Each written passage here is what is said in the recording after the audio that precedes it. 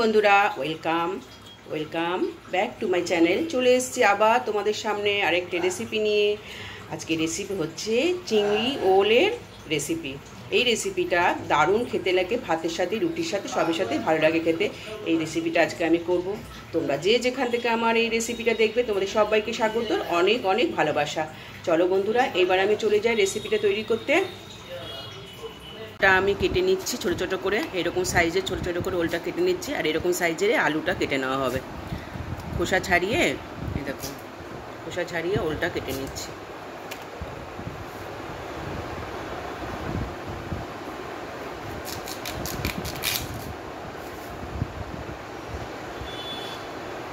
আমি ওলটা কেটে নিই সম্পূর্ণভাবে।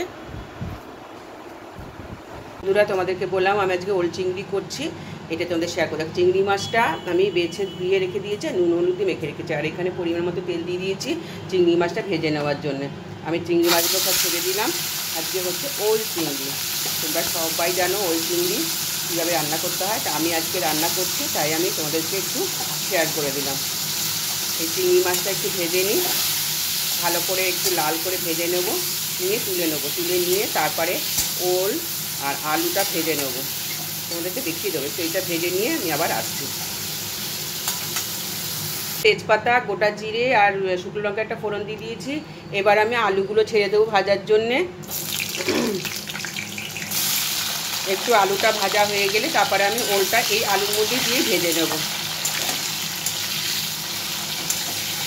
আলুটা ভাজা হয়ে যাক, তারপরে আবার ওলটা দিয়ে দেবো। ওলটা ভাজা হয়ে গেছে, এবার আমি দেখো ওল কেটে রেখেছি, সেই ওলটাই আমি দিয়ে দিচ্ছি এখন।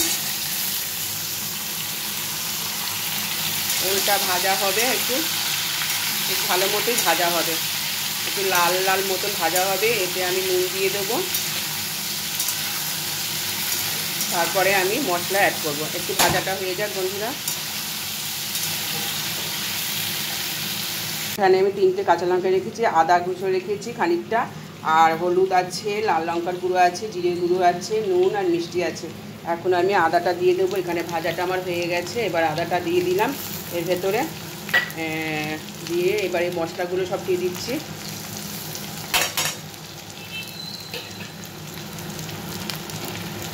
একটু জল দিয়ে দিলাম, এখানে দেখো গরম জল বসিয়ে দিয়েছি। আর এই মশলাটা এবার আমি এই ওল আর হচ্ছে আলুটা কষিয়ে নেব। এই ওলের তরকারি চিংড়ি মাছ দিয়ে কিন্তু খেতে খুব ভালো লাগে। মাটির তলা হয়তো বেশি খাই না, খুবই কম খাই। এবারে এই বছরে এই প্রথম আনলো রান্না করছি, তাই তোমাদের সাথে একটু শেয়ার করলাম। ঠিক আছে, এই মশলাটা কষানো হয়ে গেলে না আমি জল দিয়ে দেবো। এখানে কিন্তু নুন মিষ্টি সবই দেওয়া হয়ে গেছে। আমার ওলটা মোটামুটি কষানো হয়ে গেছে জল দিয়ে দিয়ে। একদম খুব সুন্দর দেখতে হয়েছে, কিন্তু লাল মতনই হয়েছে, কিন্তু এখানে দেখায় সাদা সাদা। আমার এটা কষানো হয়ে গেছে, এবার আমি একটু জল দিয়ে দেবো। সেদ্ধ হওয়া পর্যন্ত আমি ঢাকা দিয়ে রেখে দেবো।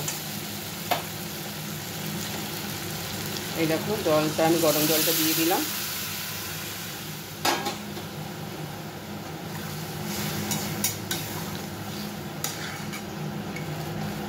ঠিক যখন আমার আলু আর এটা ওলটা সেদ্ধ হয়ে যাবে, ঠিক নামাবার সময় আমি চিংড়ি মাছ দেবো আর গরম মশলা দেবো।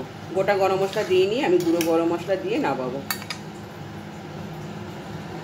বন্ধুরা, আমার ওলের তরকারিটা একদম ওলগুলো সিদ্ধ হয়ে গেছে, আমি দেখেছি ওলটা সিদ্ধ হয়ে গেছে। এবার আমি কি করব, চিংড়ি মাছটা ছেড়ে দেবো। এই যে চিংড়ি মাছগুলো ভেজে রেখেছি, এইটাই আমি এখন দিয়ে দিলাম। ওল চিংড়ি খেতে কিন্তু খুবই ভালো লাগে।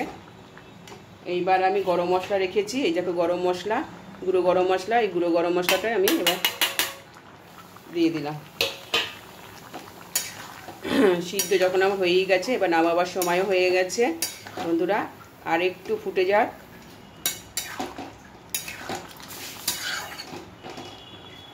জানি না কেন সাদা সাদা দেখায়, কিন্তু ভীষণ হলুদ আর লাল রঙেই হয়েছে এটা।